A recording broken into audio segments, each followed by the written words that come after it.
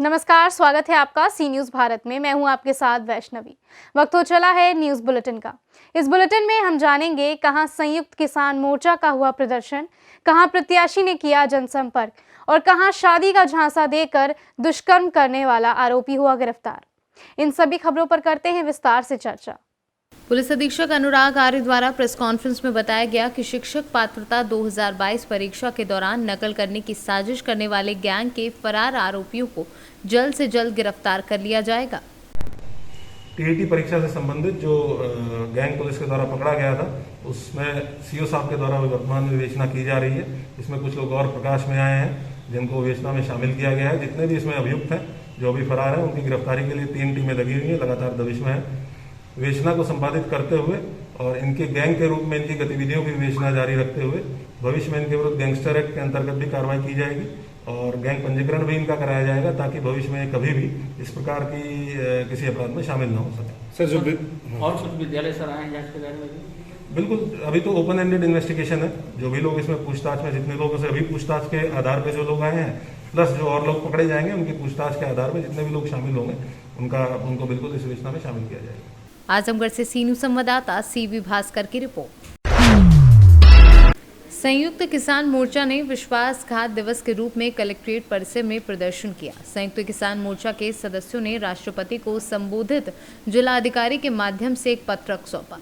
प्रदर्शनकारियों का आरोप है कि संयुक्त किसान मोर्चा द्वारा राष्ट्रव्यापी आंदोलन के दौरान हुए समझौते के तहत सरकार ने एमएसपी पर कमेटी बनाने की बात की थी, बिजली बिल व पराली कानून को समाप्त करने का आश्वासन दिया था, साथ ही आंदोलनकारियों पर लगे मुकदमे खत्म करने और शहीद किसानों को मुआवजा देने की बात की थी, लेकिन अब तक भारत सरकार ने कुछ भी नहीं किया।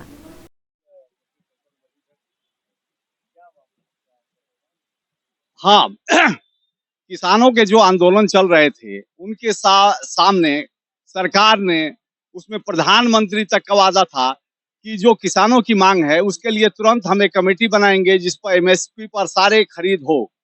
दूसरी बात थी कि जो मुकदमे लादे गए थे किसानों पर, वो मुकदमे वापस कर देंगे। पराली जलाने के लिए जो मुकदमे हैं वो वापस करा देंगे और जो किसान शहीद हुए हैं उनको हम मुआवजा देंगे। अजय मिश्रा को सरकार से, मंत्री से, पद से बाहर निकालेंगे। आज वह दिन बीत गया लेकिन अभी तक सरकार ने उस पर एक कदम नहीं बढ़ाया है। यह किसानों के साथ और सरकार की जो परंपरा है धोखा देने की इस देश के साथ, वह खुल करके सामने आ गया है। इसलिए पूरे देश में हर एक जिला मुख्यालय पर किसान आज विश्वासघात दिवस मना रहे हैं। यह संविधान के साथ विश्वासघात है, इस देश की जनता के साथ विश्वासघात है और सबसे जो आज तकलीफ में खेत मजदूर और किसान है उनके साथ विश्वासघात है और इस चुनाव में इस विश्वासघात का बदला किसान लेंगे। बलिया से सी न्यूज़ संवाददाता राजू गुप्ता की रिपोर्ट। सियाना छाछठ विधानसभा क्षेत्र के बसपा प्रत्याशी पंडित सुनील भारद्वाज ने दर्जनों गांव का तूफानी दौरा किया।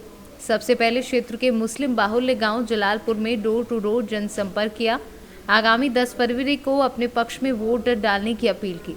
पंडित सुनील भारद्वाज ने कहा कि जब बहन जी बसपा की सरकार होती थी तो सर्व समाज को मद्देनजर रखते हुए मुस्लिम समाज को बहुत कुछ दिया, कई कैबिनेट मंत्री तक दिए हैं एवं बहुत योजनाएं जो मुस्लिम समाज के लोगों के लिए हित के लिए बनाई थी, जो आज की सरकार ने उन्हें खत्म कर दिया है।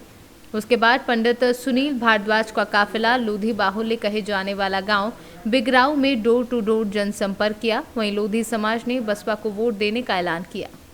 मैं राहिल खान हूँ, मोमडन हूँ और मैं अभी फ़िलहाल प्रचार में हूँ सुनील भारद्वाज जी के में। तो मुझे बहुत ज़्यादा अच्छा लग रहा है प्रचार करना कि 10 तारीख को इलेक्शन है। मैं घर घर जाके सभी लोगों का कन्वेंशन कर रही हूँ और मुझे मोमडनों का अभी तक बहुत ज़्यादा अच्छा साथ मिला है। सभी लोगों का बहुत ज़्यादा आशीर्वाद है सुनील भारद्वाज जी के लिए। मैं चाहती हूँ कि आप सब मोमडन भाई मेरे लिए आगे बढ़ें ताकि मुझे ये महसूस हो कि मैं मोमडन हूँ और सभी लोगों ने मेरा साथ दिया है। जिसके भी मैं घर गई हूँ अभी तक सभी लोगों ने मेरा बहुत अच्छे तरीके से इज्जत भी करी है और साथ भी देने की कोशिश करी है। और जैसे सुनील भारद्वाज जी हैं, बहुत ही ज़्यादा अच्छे इंसान हैं पढ़े लिखे हैं, बिजनेसमैन हैं, बहुत ज़्यादा समझदार भी हैं और मुझे सबसे ज़्यादा अच्छे लगते हैं क्योंकि मैं उन लोगों से मैं मिली हूँ और मतलब मुझे बहुत ज़्यादा अच्छे लगे, इसलिए मैं बसपा के साथ में जुड़ी हुई हूँ। बहुत अच्छे लगे हैं मुझे और जैसे कि आप सब लोग देख रहे हैं कि उनका बहुत ज़्यादा प्रचार चल रहा है, सभी लोग प्रचार में बिजी हैं और हम भी अभी फ़िलहाल प्रचार के लिए ही निकले हुए हैं। मुझे बहुत अच्छा लग रहा है उनका प्रचार करना। कुछ बोलना है बस। एक फोटो और ले लो तो मेरे नौजवान साथियों, भैया एक फोटो और ले लो, प्रधान जी की इच्छा है। मिला है जलालपुर में आकर, ये हमेशा मुझे याद रहेगा।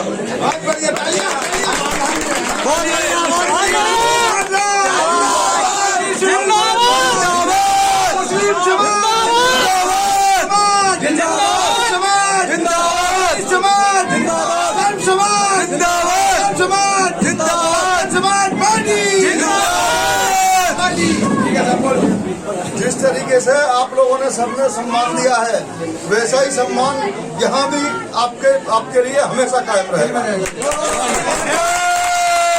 दिल के अंदर रहेगा।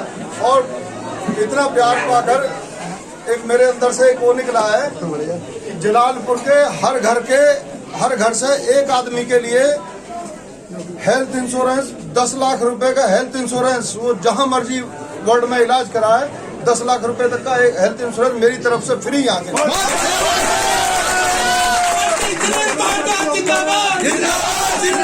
जिंदाबाद। बाकी सारी स्कीमें जैसे जैसे योजना आएगी सब आप लोगों के सहयोग से, आप लोगों से पूछकर वो यहाँ पे लगता रहेगा, मशवरा होगा, बिल्कुल सबसे पूछा जाएगा, सबकी सलाह ली जाएगी, जहाँ वाकई जरूरत है वहाँ पे वो सारा लगेगा। और आपके जो भी आपकी राशि आएगी उसमें से मेरी तरफ से भी जोड़कर उसमें लगाएंगे, ना कि उस राशि में से मैं कुछ रखूंगा या किसी के कोई खर्चे चलेंगे। बढ़िया समय आने दीजिए, बहुत बढ़िया समय आने दीजिए, आप लोगों को बहुत अच्छा लगेगा। जो हमसे आप उम्मीद रखते हैं उससे कई गुना खरा उतरने की कोशिश करेंगे।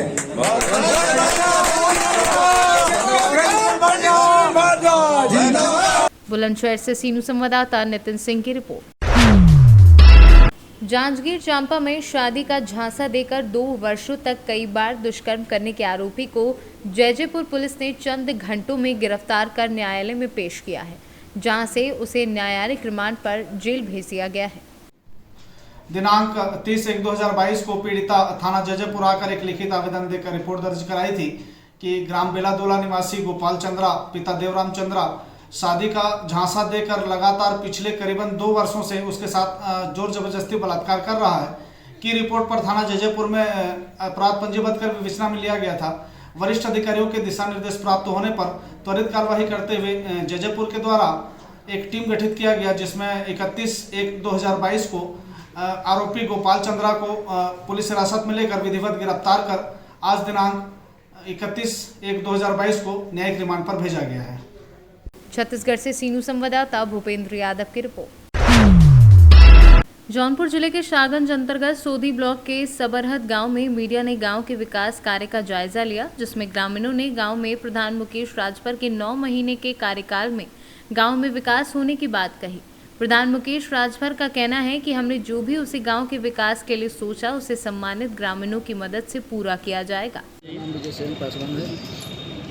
आप यहाँ पे बीटीसी हैं, लगभग 1 साल कार्यकाल पूरा होने जा रहा है। गांव में क्या विकास कार्य हुआ है आप लोगों द्वारा? मेरे गांव में विकास हो रहा है, अभी तो चालू हुआ है काम हमारा, यहाँ सामने इलेक्शन भी है। हाँ। इसी के उपलक्ष्य में मतलब कुछ काम रुका हुआ है। नहीं, आपके साल भर लगभग पूरे होने जा रहे हैं। साल भर में आपने क्या विकास कार्य करवाया है गाँव में? जैसे कि हमारे नाली बन रहा है और जगह इंटरलॉकिंग लग गया है। हाँ। और भी नाली काम। प्रधानी के लगभग 1 साल पूरे होने जा रहे हैं, तो ऐसे में गांव में क्या विकास कार्य हुआ है? नाम मेरा विनोद कुमार है, ग्राम सभा शाहगंज जौनपुर। और ग्राम सभा में हमारे विकास तो बहुत हो रहा है इस समय, जैसे कि कुर्सी लग रहा है जगह जगह, कब्रिस्तान पे, सामूहिक स्थल पे, मंदिर पे। और ये नाली आपके सामने तो दिख ही रही है, बन रही है हर जगह। ग्राम सभा में नाली बन रही है, अपने पूर्व में नाली बन रही है, इंटरलॉकिंग का काम हुआ है। जैसा कि सामने चुनाव है, आप कैसा प्रत्याशी चाहेंगे? प्रत्याशी मतलब विधानसभा का विकास के लिए हमको चाहिए प्रत्याशी, कोई भी पार्टी हो, हमसे क्या मतलब, हमारा विकास होना चाहिए। आपका विकास कि गांव का विकास? नहीं, हमारा विकास, हमारे गांव का विकास तो हमारा विकास। ठीक, धन्यवाद। जैसा कि आपके कार्यकाल लगभग 1 साल पूरे होने वाले होंगे, अब तक आपने अपने गांव में क्या विकास कार्य किया है? मैं ग्राम प्रधान सबराहत मुकेश राजभर, मुझे लगभग 9 महीना पूरा हो गया है।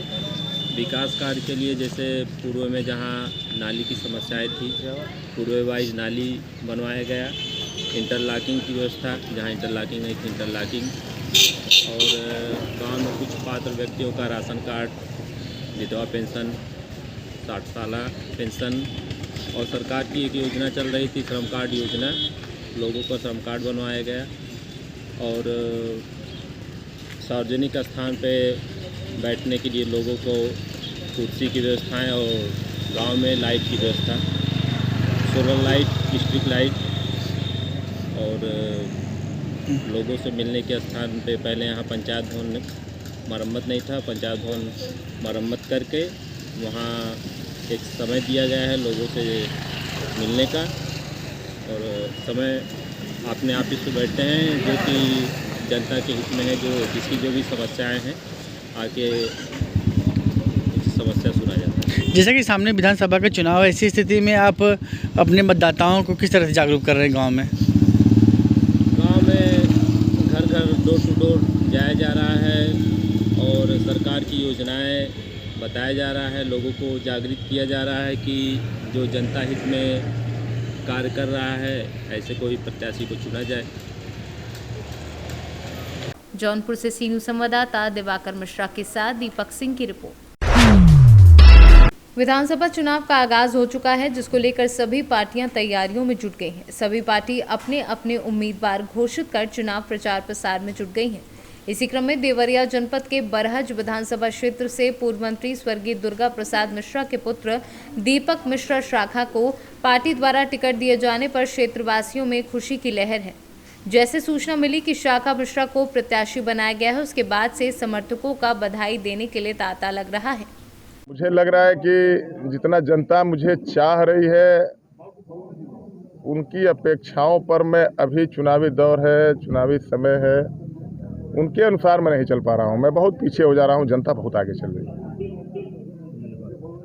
किस तरह से जनता का समर्थन मिल रहा है आपको? अब वो तो आप लोग बेहतर बता सकते हैं, आप देख भी रहे हैं, आप चौथे स्तंभ हैं लोकतंत्र के, मीडिया के लोग हैं, यहाँ भी देख रहे हैं। जनता में अति उत्साह है, जाति धर्म मजहब की दीवारें टूट गई हैं, दलीय निष्ठाएं तार तार हो गई हैं। भारतीय जनता पार्टी के प्रति, आदरणीय मोदी जी के प्रति, आदरणीय योगी जी के प्रति इतना विश्वास है आमजन में, जिसको बयां नहीं किया जा सकता है। यह अनुभव की चीज़ नहीं, अनुभूति की चीज़ है। हम लोग गांव में जा रहे हैं, अगर बहुत सारी जगह पर ऐसा हो भी रहा है, हो भी सकता है कि कुछ लोग मुझे न जानते हों, लेकिन जहां हम लोग जाके कि हम बताते हैं कि हम मोदी जी के प्रत्याशी हैं, हम योगी जी के प्रत्याशी हैं, आम जनमानस में इसके प्रति बड़ा उत्साह है, बड़ा आदर है उन लोगों के प्रति। बरहज विधानसभा क्षेत्र के कोरोना गाइडलाइन को लेकर कुछ अपील करना चाहेंगे?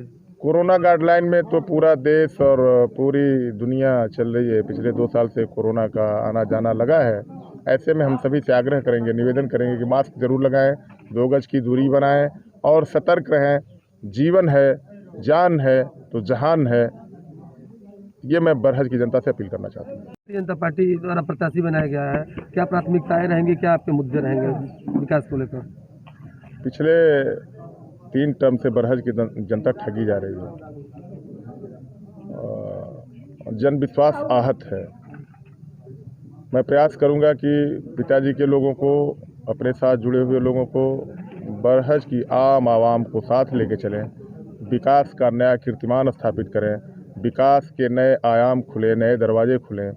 केंद्र से आदरणीय मोदी जी के आशीर्वाद से, प्रदेश से आदरणीय योगी जी के आशीर्वाद से जो कोई भी शासन सत्ता की मूलभूत आवश्यकताएं हैं, बरहज में निश्चित रूप से आए, इसका निरंतर प्रयास करूंगा। अभी जनसंपर्क। देवरिया से सी न्यूज़ संवाददाता ज्ञानेंद्र नाथ मिश्रा की रिपोर्ट।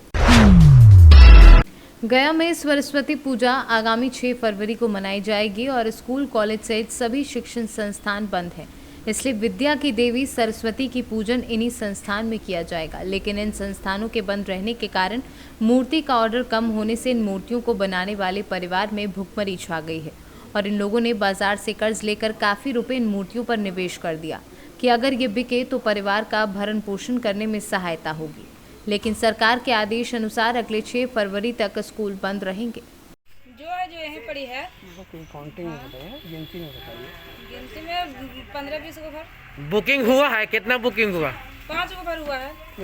बुकिंग क्यों नहीं हो पा रहा है आपको? क्यों नहीं हो पा रहा है? लॉकडाउन की वजह से। और क्या लॉकडाउन की वजह से हो रहा है, मेहनत पड़ रहा है इतना। कैसे आप लोग का घर प्रवेश चल रहा है? खर्च कैसे चल रहा है?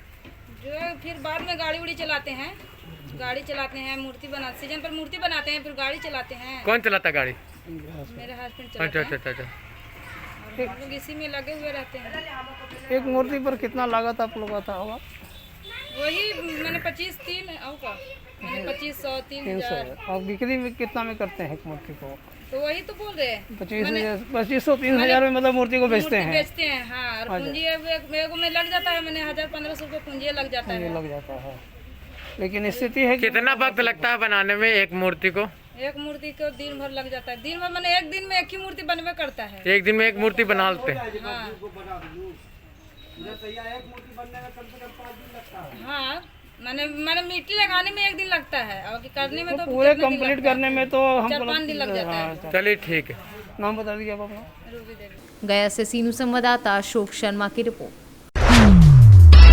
रेवाड़ी में बदमाश बेखौफ हो गए हैं। गोलियों से दहला रेवाड़ी। कार सवार युवक को मारी गई गोली। युवक गंभीर रूप से घायल हो गया है, जिसे निजी अस्पताल में भर्ती कराया गया है। बता दें कि बाइक सवार बदमाशों ने इस पूरी वारदात को अंजाम दिया है। वहीं पुलिस के आला अधिकारी मौके पर पहुंच गए हैं और पुरानी रंजिश का ये पूरा मामला बताया जा रहा है। हरियाणा से सीनू संवाददाता चैन सिंह की रिपोर्ट। जौनपुर जिला के शाहगंज नगर में शेमेंद्र सिंह जिला सह संयोजक शिक्षक प्रकोष्ठ भाजपा ने मीडिया से बात कर अपने विचारों से अवगत कराया। उन्होंने भाजपा की नीतियों और उपलब्धियों के आधार पर जनसंपर्क कर जनता को अपनी पार्टी की ओर आकर्षक करने की बात कही। जैसे कि विधानसभा चुनाव सामने है और किस तरह से आप अपने जो है कि बीच के जो मतदाता हैं उन्हें अपनी बातें रख रहे हैं और सरकार की भाजपा की योजनाओं को आप बता रहे हैं। मैं शेमेंद्र सिंह जिला सह संयोजक शिक्षक प्रकोष्ठ से, और हम गांव-गांव मतदाताओं के बीच में जाकर अपने सरकार के किए हुए सभी विकास कार्यों की चर्चा लोगों के बीच कर रहे हैं और लोगों से काफ़ी आश्वासन मिल रहा है कि पुनः प्रदेश में भाजपा की सरकार बनाई जाए और वो उनके मन में भी चिंता है कि ये सरकार बनी रहनी चाहिए और वो चाह भी रहे हैं और जनता हमारे साथ है इस चुनाव में। जैसा कि आप शिक्षक प्रकोष्ठ से जुड़े हुए हैं, पदाधिकारी हैं, शिक्षकों के लिए क्या महत्वपूर्ण भूमिका निभाएगी सरकार का जब आपकी आती है दोबारा? शिक्षकों के लिए तमाम योजनाएं लागू की गई। एनपीएस की जो पेंशन प्रणाली थी, पुरानी सरकारों ने कर तो दिया था लेकिन उसकी कटौती ही नहीं हो रही थी।